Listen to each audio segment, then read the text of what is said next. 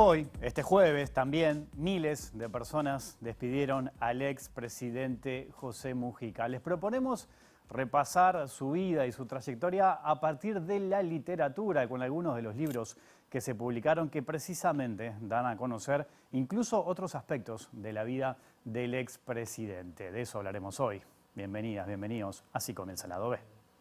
Están los que resisten y nunca se lamentan, los que dicen yo para qué vivo, los que recuperan rápido sus fuerzas, los que lucran con lo que he perdido.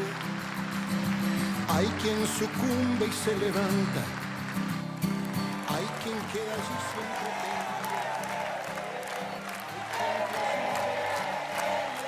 tendido. Y señores, en lo personal, vaya vida la nuestra, vaya vida. Gracias.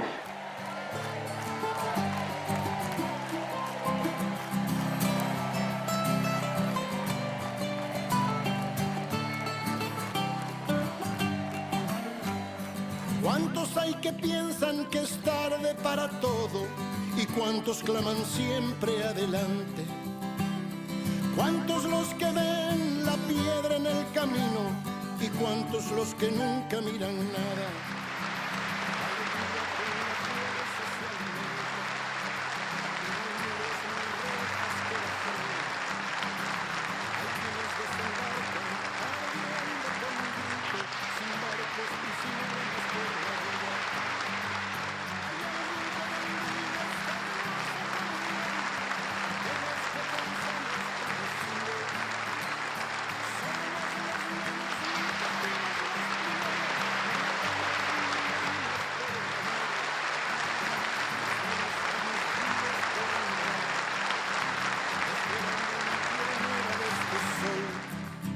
No pretendemos ver el cambio, solo haber dejado algo sobre el camino andado que pasó.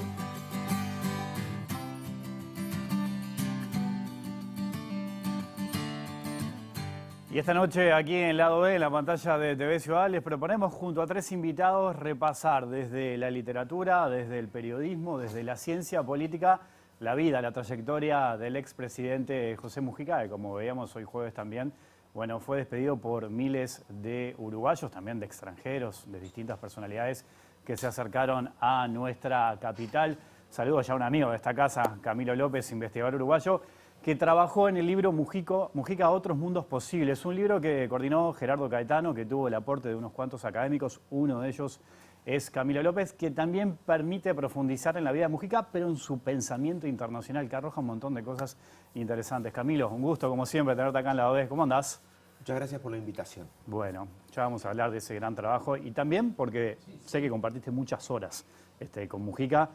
Me dijo Gerardo Caetano casi más de 20 horas de grabación, por ejemplo, de lo que quedó grabado, pero hay muchas de las cosas que no quedaron grabadas que seguramente vale la pena repasar. Y también saludo a Walter Pernas, escritor, periodista, autor de Comandante Facundo, un libro excepcional, también un gran trabajo que repasa la trayectoria de José Mujica. Walter, un gusto tenerte por acá. ¿Cómo andás? Muy bien, muchas gracias por invitarme. Bueno, el libro que fue reeditado este año, pero que fue editado en 2013, ¿no? Ya vamos a hablar un poquito de eso también. Hay una edición en homenaje ahora. Ahí está. Desde hace unos meses ya. Bueno, y a nuestro compañero amigo también de esta casa, Mauro Casa. ¿Cómo andás, Mauro? ¿Qué andas, hermano? ¿Todo bien? Me dejás pegado que no escribí nada todavía sobre No, Mujica, entonces no, pero vos sabés mucho también. Escribió Camilo, escribió Walter, pero los he leído a ambos, con mucho cariño, así que... Por eso también estás acá, porque además Menos tus mal. aportes son súper valiosos. Gracias, y estás a tiempo, cuando Bueno, quieras. en algún momento. Venís y lo presentás acá. Sí, Me tenés que dar la exclusiva. Tenemos la exclusiva, tal cual. Me das la exclusiva acá en la OB, vos sos No parte. sería de otra manera. Sos parte de la OB. Bueno, Camilo, empezamos por este trabajo, ¿no? Pero capaz que vayamos primero un poquito a la historia de este libro, al origen de este libro, ¿no? Mucho hemos hablado de ese pensamiento internacional que prácticamente lo desvelaba Mujica, ¿no? Él pensaba mucho, ¿no? Explica mucho su figura, esa preocupación por la región, esas ideas que siempre trataba. ¿Qué te dejó, por ejemplo, esta experiencia de trabajar en este libro?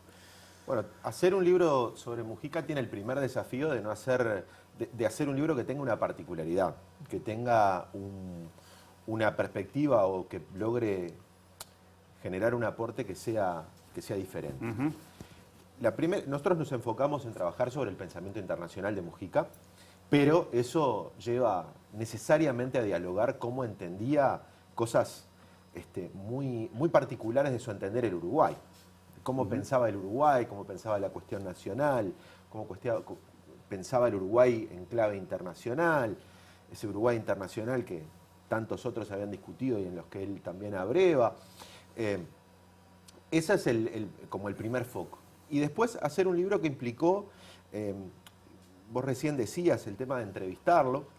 Entrevistar implica trabajar con la memoria de la gente y la memoria es necesaria ser pasada por una criba. Es importante tratar de pulir y de trabajar no solamente con una entrevista. No quiere decir que eso esté mal, claro, sino que en la construcción del análisis es bueno cruzarla, triangularla con otro tipo de fuentes. Nos implicó, por ejemplo, trabajar con la reconstrucción a partir de prensa, de lo que Mujica escribía en otro momento, de lo que Mujica dijo en el momento, no solamente lo recordaba sobre algo, sino lo que en ese momento quedó registrado de lo que dijo. Lo interesante del libro es que hay discursos, ahora te voy a preguntar de eso, hay discursos que son fantásticos, yo algunos no lo había escuchado ni leído, hay testimonios también, y además de esto de la entrevista que mencionabas, ¿no? Sí. Es una reconstrucción muy buena ahí. Y tuvimos la generosidad de una tarde recibir muchísimos documentos, que eran fotos, papeles, carpetas, cartas, apuntes, ¿no? De cosas muy variadas. ¿Que eso se lo dio él? Sí, nos lo brindaron ellos, ese día me lo entregó Lucía Topolansky, un montón de documentos que se transformaron en un repositorio documental, en un archivo que hubo que organizar, que encontrar, ¿no? Que esta foto, a qué momento pertenece, qué ocurre, fotos desde la primera mateada del MPP, mateas en La Teja, viajes internacionales, fotos, carnet de feriante de Mujica, el primer pasaporte con el que había viajado a Cuba, a la Unión Soviética, a China, papeles, apuntes, un cuaderno de sus tiempos de la cárcel, un montón de documentos que también construyen, que se van cruzando con notas de prensa, con grabaciones, ver entrevistas en las que uno puede encontrar lo que Mujica pensaba, y también colocar esas ideas, la construcción de la narración y el análisis sobre ideas políticas, en este caso, sobre el pensamiento internacional, necesita un diálogo muy necesario con el contexto histórico, con la situación histórica, claro, y con cuáles eran en ese momento las experiencias vividas por Mujica en ese momento y cuál era su horizonte de expectativas, que era lo que proyectaba hacia adelante. Entonces, implicó un trabajo analítico súper interesante, muy desafiante por esta lógica de jugar con historia, memoria, discutir y construir ese asunto, y sobre todo tratar de comprender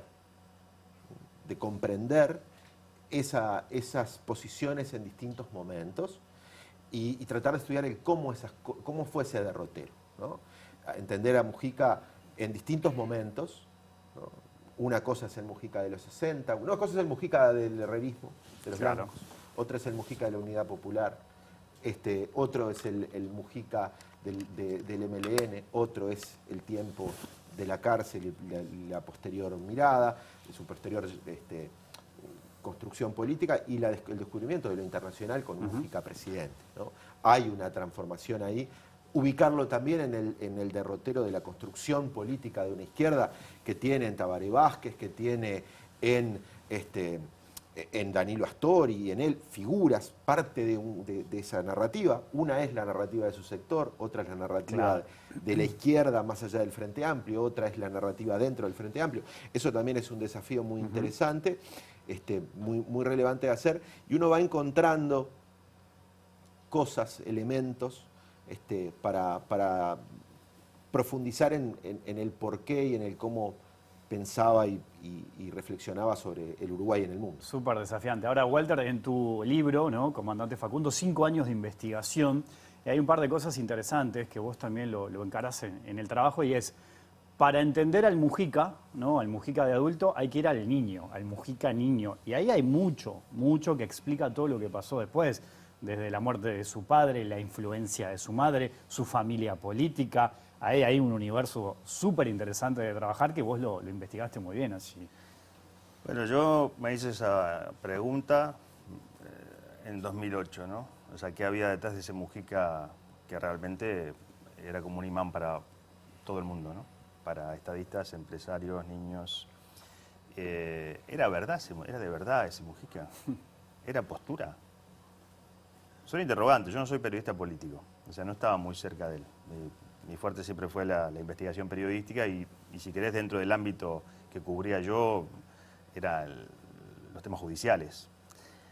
Y entonces empecé como a juntar algunos datos y en algún momento me propuse revelarme a mí mismo primero, antes que el libro, quién era. Y tenés que partir desde ahí, desde donde decís vos, desde niño. Y arranqué ahí a los 8 años porque, bueno, ahí hay un punto de inflexión que es la muerte de su padre. A los 8 años muere su padre, él se convierte junto con su madre en el sostén de la familia, es cuando sale a vender flores, cuando empieza a cultivar las flores en el fondo de la casa, así en la media hectárea que tenían en el Paso de la Arena, y empieza a trabajar, algunas changas, acomodando estanterías en la panadería del barrio, muy chico, no niño, estamos hablando, pero a la vez ya en la adolescencia compartiendo muy mucho todas las reivindicaciones, marchas, huelgas, sobre todo el sindicato de la carne, un sindicato anarquista de origen en el Cerro de Montevideo. Él se movía en ese esquema en La Teja, Cerro, Paso de la Arena, y compartiendo cuáles eran las vicisitudes, las circunstancias especialísimas de los obreros y obreras en aquel momento, las dificultades que había para parar la olla y además en esas manifestaciones la violencia, la represión del Estado,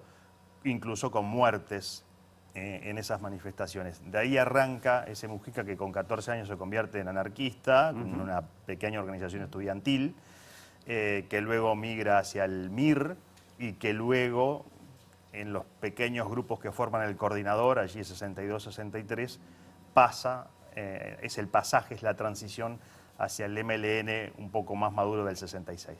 Ahora me gustaría volver contigo porque la madre es importante para que él se convierta en político. Claro. La figura de Enrique Erro también es fundamental en eso, ¿no? Mauro, vos leíste los 2 libros también. Sí. ¿Qué te genera, qué reflexión te genera todo esto de Mujica, por ejemplo? Bueno, no, es un placer escuchar a los colegas, amigos que han hecho un trabajo extraordinario. Sobre todo hacer un énfasis en Comandante Facundo, que es un libro que leí y que he recomendado muchas veces, y sobre todo para gente que no es asidua consumidora de texto más académico o más politológico o historiográfico. Es una forma preciosa de entrarle a la vida de Mujica, un laburo de novela histórica que para nada, se tiene que venir pronto la serie. No vamos a nombrar ninguna plataforma, pero bueno, si nos están viendo, es una buena idea, sobre todo para Walter, ¿no? Claro, bueno, ni hablar. Estaría bueno. Pero pensar, lo primero que reflexionaba es sobre la multidimensionalidad del personaje, ¿no?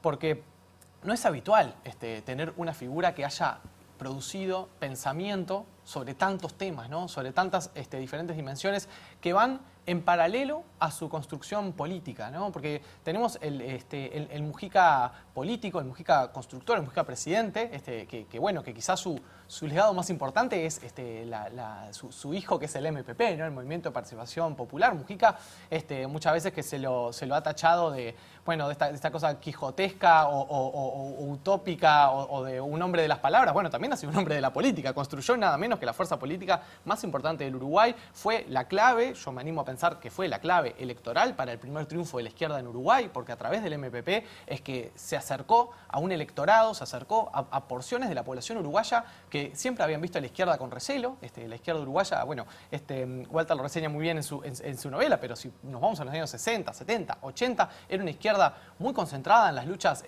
obreras y estudiantiles que marcaban de por sí ya ciertos bolsones de electorado, ¿no? Y que le era muy ajena y muy lejana, por ejemplo, a los pequeños productores rurales, por ejemplo, al pobrerío de las periferias de las ciudades, de Montevideo y del interior. A toda esa gente le habló Mujica y captó Mujica. Ahí tenés al Mujica político, ¿no? A ese político, a ese estratega y a ese hombre capaz de trascender las fronteras partidarias y las fronteras sectoriales con un discurso que abarcó a muchos. Y en paralelo, el Mujica filósofo o el Mujica intelectual, que es un lugar que también que en el Uruguay no hemos sido demasiado generosos con ese costado de la vida de Mujica. En el exterior quizá lo han reivindicado mucho más. Aquí tenemos, siempre somos más, un poco más mezquinos, ¿no? Y esa cosa más a la uruguaya de que nadie es profeta en su tierra.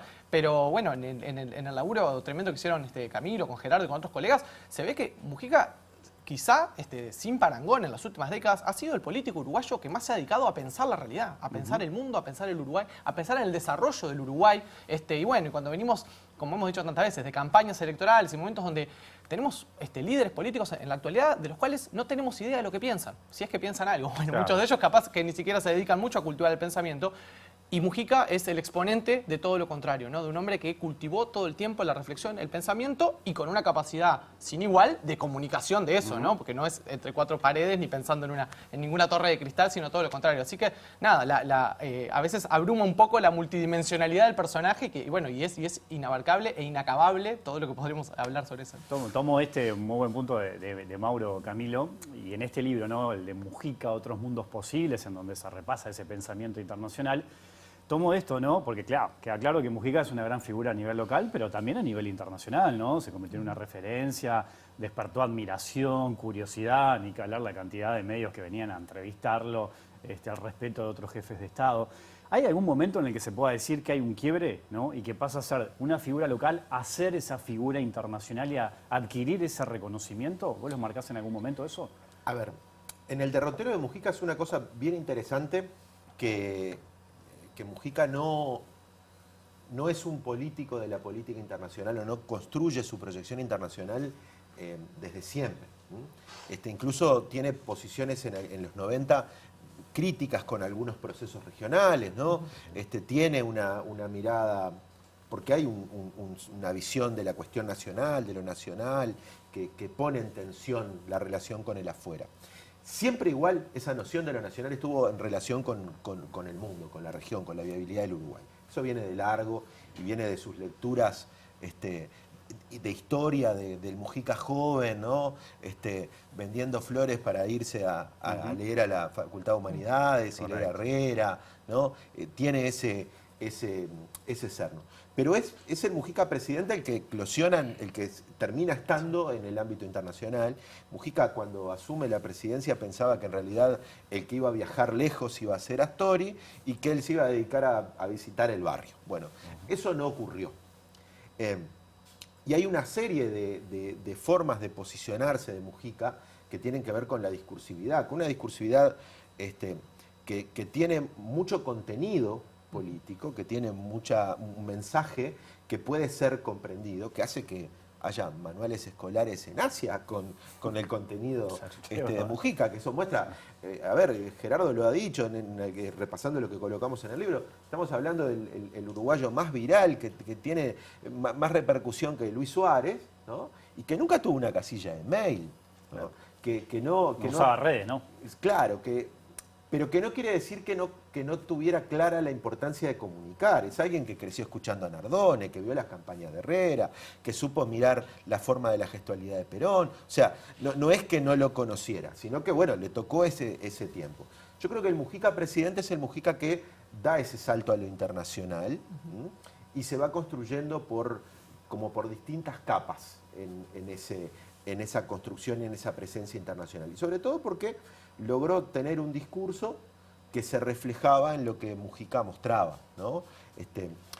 Los que hemos tenido la posibilidad de entrevistarlo y de conversar y de nadar en su manera de pensar, situado en su casa y en su manera de vivir y entender las cosas, se encuentra eso, que es alguien que, por ejemplo, comprende y puede discutir cuestiones climáticas porque las ve en su casa, porque ve cómo se comportan los animales, cómo se comportan los pájaros, qué pasa con la siembra. Entonces tiene esa capacidad de discutir cosas muy universales desde cosas muy concretas, ¿no? En los 70 decía, contaba, estaban, finales 60, 70, estaban en La Teja, en la Cachimba del Piojo, guardados una serie de tupamaros y contaban que venía gente de otros países, referentes regionales, a verlos. Y él, en broma, en una entrevista nos dijo, como decía un médico, el eje de la revolución mundial pasa por la Cachimba del Piojo, ¿no? Y lo interesante es que de alguna forma él su propio mensaje de transformación y discusión sobre varias cosas del sistema, lo hizo desde un país, ¿no? Y siempre se colocó con esa perspectiva desde el sur para plantearlo. Y creo que esa cosa de ir desde cosas muy concretas a cosas muy, muy abstractas ha sido una de las capacidades de que ese discurso internacional tuviera impacto. Pero además creo que es importante entender que tiene mucha densidad. Sí. Que lo que decían hace un rato es muy importante. Mujica fue un gran lector.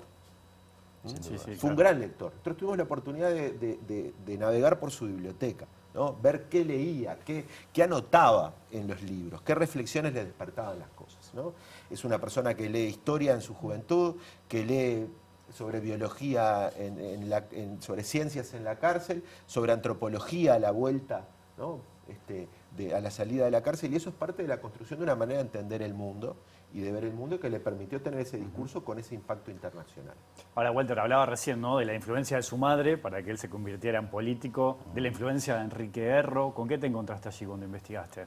Bueno, su madre es la mentora política de Mujica, sin dudas. Es la que le presenta a Erro, es la que de niño le va contando qué le parece Herrera. A ver, la casa de Mujica materna, la de los abuelos maternos, alojaba a Herrera en las vueltas electorales, en las vueltas políticas, cuando llegaba Carmelo, se quedaba a dormir ahí. Él llegó a ver, vamos a entendernos, el abuelo de Mujica, o sea, por la parte de los Cordano, era un líder rural, si se quiere, del Partido Nacional, apegado a Herrera, muy conocido con Herrera. Él en esas charlas bajo una parra con 8, 10 años, 12 años, ya estaba mamando en la política blanca de la madre, que en aquel momento las mujeres hablaban poco. Seamos realistas, la madre es una gran luchadora por el voto femenino. Pero estaba en las conversaciones allí del mismísimo Herrera, de sus familias. Él viene de ahí, de ese ser blanco. Él dice, ¿no? Yo soy blanco que no Partido Nacional, ¿no? Claro, ahí está la diferencia, ahí lo marca eso, yo soy blanco. El origen lo remarca. Y en los últimos tiempos ha reivindicado mucho a José Valle Ordóñez también, ¿no? También en esa capacidad aglutinadora de Mujica, dejar a todo el mundo contento y decir, yo de alguna manera rescato lo mejor de todos. Todos pueden venir conmigo. Eso es el gran fuerte de Mujica. Y después, bueno, con Enrique Erro, yo pienso que Enrique Erro es un político que no ha sido lo suficientemente destacado en este país.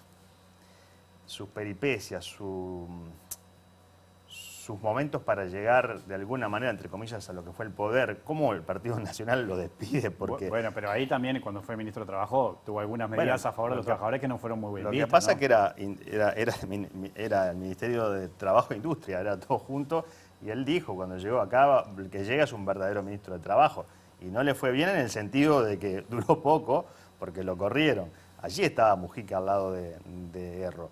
De Erro, para mi gusto, significativamente, a partir de esta investigación, rescata también el poder de la palabra y de cómo comunicarse con los demás. Yo siempre hago este pequeño relato de que vimos alguna vez a un Mujica haciendo cosas un poco salidas del libreto, un poco no, siempre se salía del libreto, pero vestirse de fosforito, el clásico fosforito que para los más jóvenes no saben quién es, pero era un personaje que deambulaba por 18 de julio con dos carteles, uno adelante y uno atrás, haciendo publicidad de distintos lugares, zapaterías, qué sé yo, cosas así, o con otro tipo de mensajes. Mujica se viste así para reivindicar un montón de cosas, sobre todo en la lucha por las empresas públicas, ¿no?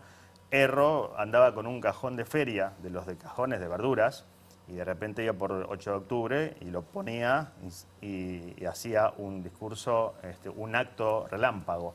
Se paraba arriba del cajoncito y empezaba a hablarle a la gente y al rato tenía un montón de gente aglutinada. Eso de Erro es muy de Mujica también. Entonces vemos allí que esas dos personas han sido muy fuertes en el pensamiento. Por supuesto, todo lo que leyó Mujica, y él siempre lo rescata, desde los 16 años hasta los 20, más o menos, 20 y algo, él se pasaba horas en la vieja Facultad de Humanidades, ahí en la aduana, en una enorme biblioteca leyendo de todo, absolutamente de todo, con un profesor español, mentor de Mujica, que es nada más ni nada menos que José Bergamín.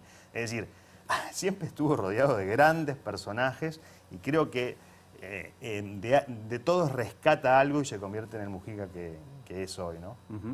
Mauro, ¿por dónde vas? Sí, me rescato de lo último que decía Camilo, también Walter, ¿no? Esta cosa ecléctica de Mujica y su capacidad de pensar lo local y lo universal a la vez, ¿no? Que eso es lo que muchas veces destaca a un intelectual, ¿no? Esa cosa de pintarás tu aldea y pintarás el mundo. Y también es parte de la explicación de por qué el mensaje de Mujica, los contenidos, le llamaríamos hoy en jerga nuestra de redes sociales, los contenidos de Mujica circulan de la manera que circulan y le pueden decir algo a tantas personas en otros rincones del mundo, ¿no? Por ahí, cuando vos preguntabas en qué momento Mujica se convierte como en esta figura universal, rescatar algunos de esos discursos, ¿no? El discurso de Río +20, el discurso de las Naciones Unidas, Claro. a principios de su mandato en la presidencia, que a veces una figura explota por motivos hasta un poco banales, ¿no? Con la cuestión del presidente más pobre del mundo, que es una cuestión que en el extranjero quizá pegó mucho más que en el Uruguay, porque en Uruguay estamos acostumbrados, más allá de que Mujica lo llevó como a un paroxismo, estamos acostumbrados a políticos que en general tienen una vida bastante austera, bastante normal, si bien hay familias acomodadas, también hay gente común y corriente, laburante, políticos que se toman el ómnibus, la famosa Cachila de Herrera, los políticos que terminaron su vida endeudados y que le han dedicado a la política. Entonces, eso en Uruguay no ha sido quizá como lo más significativo, pero en el exterior por ahí le entraron por ese lado a Mujica, pero claro, se encontraron con un hombre que sobre todo desde el poder, desde la presidencia, intentó siempre dejar algo más, ¿no? Porque no es lo habitual que de un presidente no hablemos tanto de sus políticas públicas, ¿no? No hablamos tanto del gobierno de Mujica en materia de logros, no logros, cuál fue su agenda. Los temas por los cuales Mujica fue conocido en el mundo, recuerdo en el mundo, la famosa agenda de derechos, realmente Mujica tuvo un rol bastante marginal en el avance de esa agenda. Sí tuvo la enorme astucia política de dejar hacer. Él mismo lo dijo, bueno, la barra viene con estos temas y él, como con ese talante medio anarco que comentaba Walter, que siempre lo tuvo, ¿no? Mujica siempre tuvo esa cosa de que no le gustaba mucho mandar y que le gustaba más bien generar la discusión, la polémica, la horizontalidad y sembrar un montón de semillas y a veces tirar alguna bomba y que pasara lo que pasara a partir de eso, ¿no? Una forma de hacer política mucho más desde la apelación a los otros. Entonces, un poco la agenda de Mujica terminó siendo una agenda en la cual él tuvo un rol más de dejar hacer. Pero sin embargo, por ejemplo, más en particular con la regulación de la marihuana, se demostró que tenía una enorme capacidad de pensar afuera de la caja, ¿no? Ha sido un político al cual le hemos reconocido poco a Mujica la capacidad de tirar ideas, de innovar, de venir con propuestas disruptivas. Lo que pasa es que, claro, fue un momento en la presidencia de Mujica donde nos tenía atomizados, ¿no? Era todos los días Claro. salir con alguna pirueta nueva. Salía todos los días con algo nuevo. Y siempre con una idea, y después muchas de ellas no llegaban a buen puerto, no se convertían en legislación, o no llevaban el visto bueno del resto del Frente Amplio, o se la frenaban en el Parlamento, o se la echaban para atrás en la justicia. O sea, esas cosas sucedieron. Ahora, me parece que ahí hay como una explicación de la capacidad de Mujica de siempre ir más allá de la agenda, ¿no? De buscar el pensamiento en el desarrollo, la mirada puesta en el desarrollo, la mirada en la región y una mirada hacia el mundo, ¿no? La mirada hacia la peripecia humana, hacia el bicho humano y hacia los conflictos del corazón humano, ¿no? Una cuestión allí muy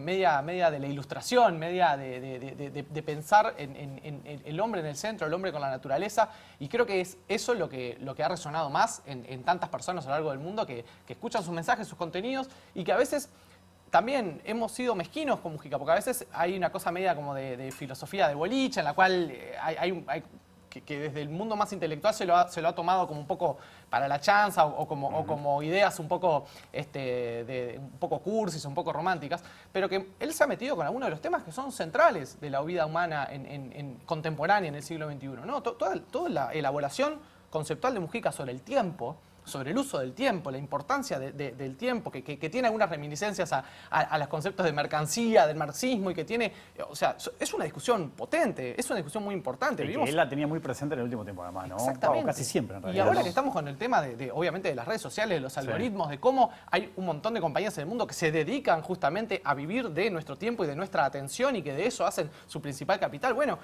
esas ideas de Mujica que podían tomarse como por un poco trilladas o cursis o románticas, tienen una profundidad enorme y por algo no en vano la gente en cualquier lugar del mundo resuena con ellas, ¿no? Ahora, la pregunta es si alguien va a seguir adelante con eso, ¿no? Con ese pensamiento, planteándose esos temas. Esa es una gran interrogante. Deja abierto un montón de preguntas, Mujica. ¿Qué pasa con la renovación en el MPP, en el Frente Amplio, con los líderes políticos, los liderazgos? Bueno, hay un montón de cuestiones que seguramente las vamos a ir conociendo o no con el paso del tiempo. Les propongo una pequeña pausa y seguimos conversando, ¿les parece? Hay mucho más Lado B aquí en la pantalla de TV Ciudad.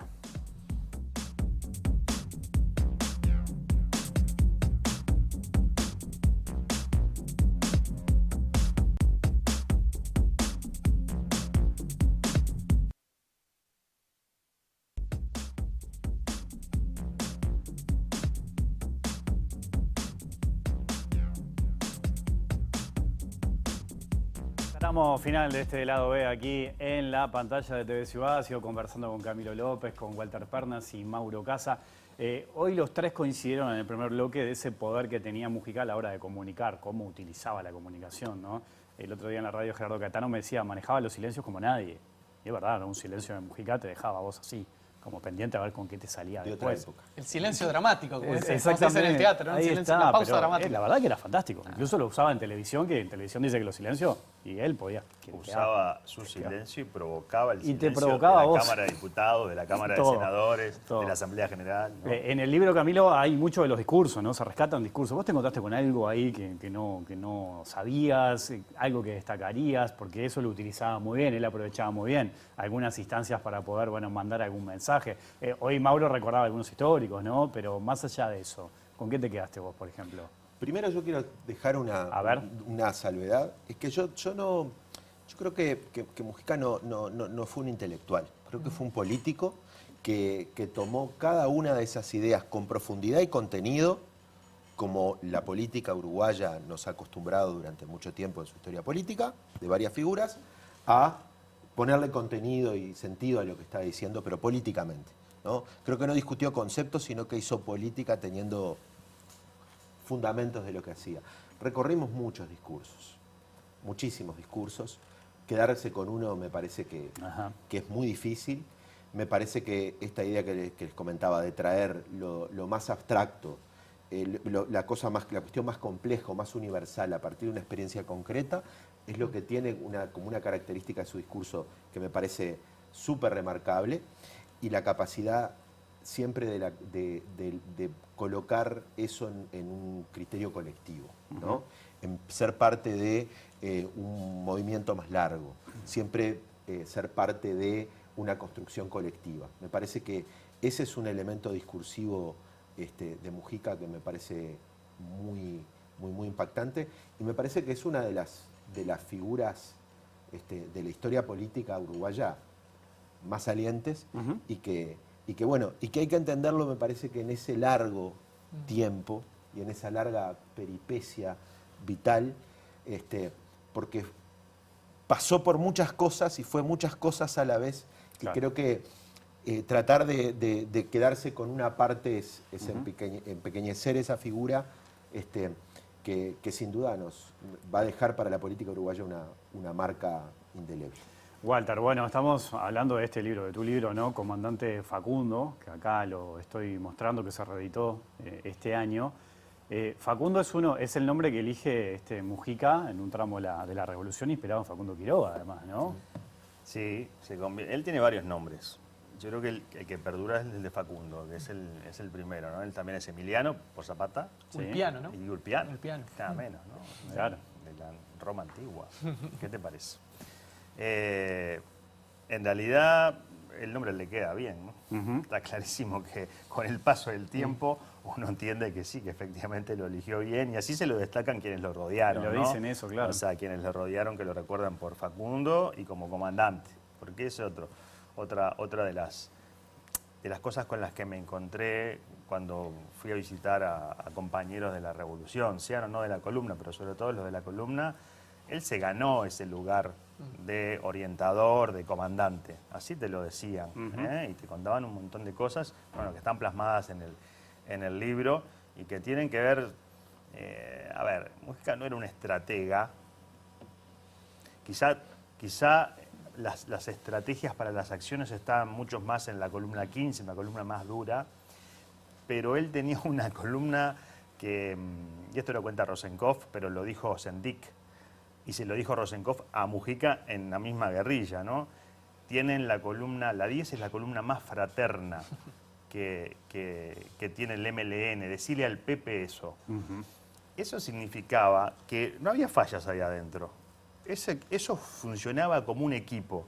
Y si lo trasladamos, estamos hablando de la revolución, estamos hablando del MLN en plena revolución, pero si trasladamos ese concepto de aglutinador, de hacer funcionar un equipo, a la democracia y a lo que es hoy el MPP, yo creo que estamos efectivamente viendo cómo germinó desde aquel momento hasta ahora ese aglutinador natural que es Mujica, a través de la palabra, a través del abrazo, a través de tratar de arreglar algunos problemas internos para que la barra, como dice él, siga y prospere, claro.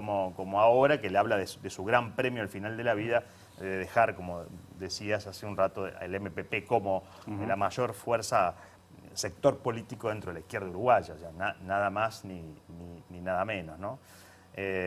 Facundo Quiroga, Facundo Mujica, bueno, tenemos mucho ahí de la valentía de en cada momento haber tomado una decisión correcta o no, pero sí llevarla adelante con todo su impulso, con el corazón y con la razón, ¿no? Como político en arma, él siempre se ha dicho así.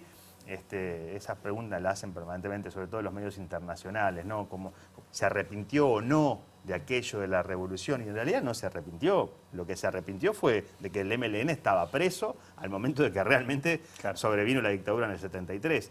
Pero él señala que a cada momento tomó las decisiones que tenía que tomar. En algún momento como político en armas y en otro momento como político en campaña electoral tratando de ganarse el voto del pueblo. Bueno, ustedes saben que aquí, voy a cerrar contigo, Mauro, Sí. Aquí en Lado B nos gusta recomendar libros. Estos son 2 libros que recomendamos, ¿no? Comandante Facundo, Mujica, Otros Mundos Posibles, en el que está Camilo, otros académicos, y que fue coordinado por Gerardo Caetano. En las librerías se puede conseguir, así que los recomendamos que lean. Nos quedó muy corto el programa, hablamos apenas de algunas cosas.